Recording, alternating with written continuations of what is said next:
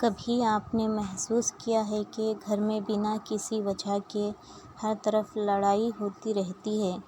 گھر کے لوگ ایک دوسرے کے دشمن بنے ہوتے ہیں، ہر طرف نفرتوں کا بازار ہوتا ہے، خوشی اور اپناپن تو دور دور تک نظر نہیں آتا، رزق میں برکت ختم ہو جاتی ہے، دل بے چین نظر آتا ہے، عبادت کرنے کو دل نہیں چاہ رہا ہوتا ہے، گھر کے ماحول میں پریشانی نظر آنے لگتی ہے۔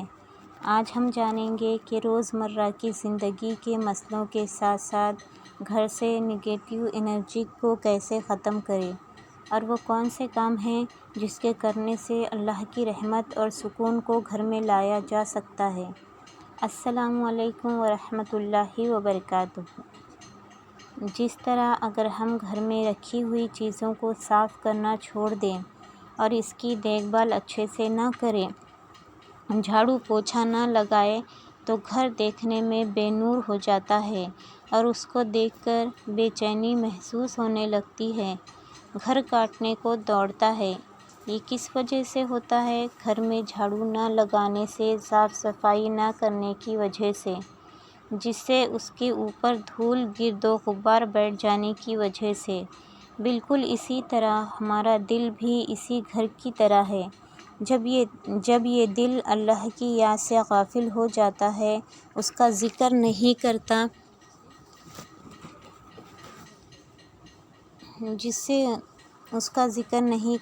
قرآن مجید نہیں پڑھتا، نماز نہیں پڑھتا، ہر وقت دنیاوی کاموں میں لگ جاتا ہے، تو دل میں بے چینی، غصہ اور نفرت بڑھنے لگتی ہے، کیونکہ وہ دل اللہ کے ذکر سے خالی ہوتا ہے، کیونکہ دلوں کا سکون صرف اللہ نے اس کی یاد میں رکھا ہے۔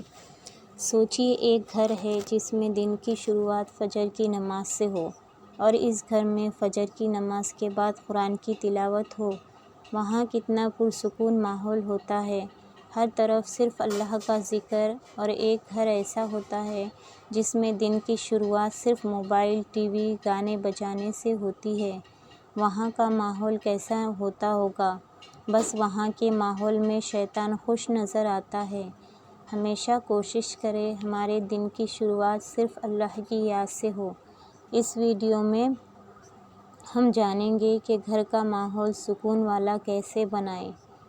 وہ ایسی کون سی عادتیں ہیں جنہیں ہم اپنا کر اپنا گھر کا ماحول پرسکون بنا سکتے ہیں، اور وہ کون سی عادتیں ہیں جنہیں ہمیں چھوڑنا چاہیے۔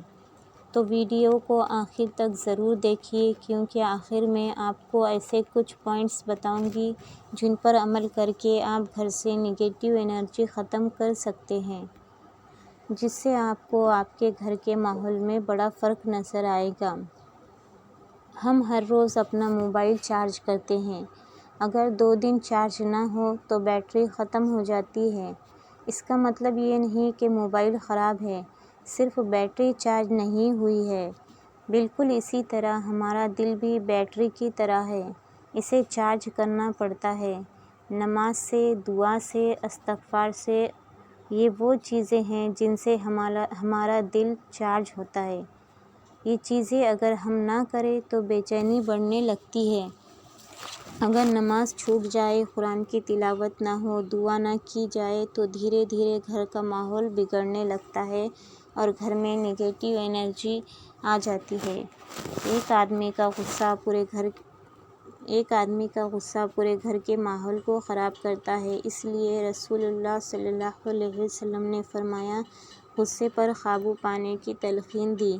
کبھی بھی ہم بہت پریشانی کے حالت میں ہوتے ہیں، ہمارے کچھ سمجھ میں نہیں آتا، تبھی ایک نرمی بھرا لفظ پورے گھر کے ماحول کو بدل دیتا ہے۔ ایسا لگتا ہے جیسے کسی نے ہمیں ہمت دے دی اور انسان کے اندر ایک بھروسے کی امید نظر آنے لگتی ہے۔ اس لیے ہمیشہ کیا کریں، اپنے غصے پر قابو پائے اور پریشانی کے حالت میں انسان کو تسلی دے۔ تسلی دینے سے کیا ہوگا، اس کے دل کو سکون معلوم ہوگا اور وہ پریشانی کا بوجھ اس کے سر سے ختم ہو جائے گا اور اسے ایک امید نظر آنے لگے گی، اور اس کا دل تھوڑا غم زدہ ہے نا، وہ تھوڑا سکون والا ہو جائے گا۔ اس کے بعد کیا کرنے کا ہے، اپنے کو ایک چیز اپنانے کی ہے اپنی زندگی میں، سلام۔ اسلام میں سلام کو صرف ایک لفظ نہیں، محبت اور برکت کا ذریعہ بتایا ہے۔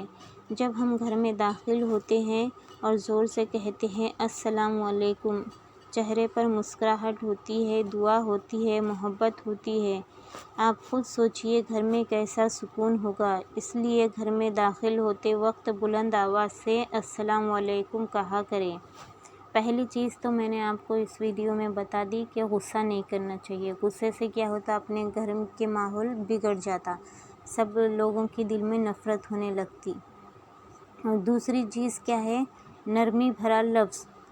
اگر کوئی اپنے گھر میں پریشان ہے تو اس کو تسلی دینا چاہیے۔ تیسرا کیا ہے، سلام۔ اور جب بھی اپن گھر میں داخل ہو تو بلند آواز میں السلام علیکم کہے۔ آج سے ایک چھوٹی سی عبادت بنا لیجیے، اس چھوٹی سی عادت بنا لیجیے، جب بھی گھر میں داخل ہو بسم اللہ پڑھے۔ کیا کرنے کا، اپن جب بھی گھر میں داخل ہوں گے تو بسم اللہ پڑھنے کا، سب کو سلام کرنے کا اور مسکرا کر ملنے کا۔ یہ چھوٹا سا عمل کیا ہوتا، اپنے گھر کے ماحول میں بڑا فرق لاتا انشاءاللہ۔ اگر آپ کو یہ ویڈیو پسند آئی اور اس سے کچھ سیکھنے کو ملے تو لائک ضرور کیجیے اور اپنے دوستوں اور رشتہ داروں کے ساتھ شیئر کیجیے، اور ایسے ہی ویڈیو دیکھنے کے لیے ہمارے چینل کو سبسکرائب کیجیے۔ السلام علیکم ورحمۃ اللہ وبرکاتہ۔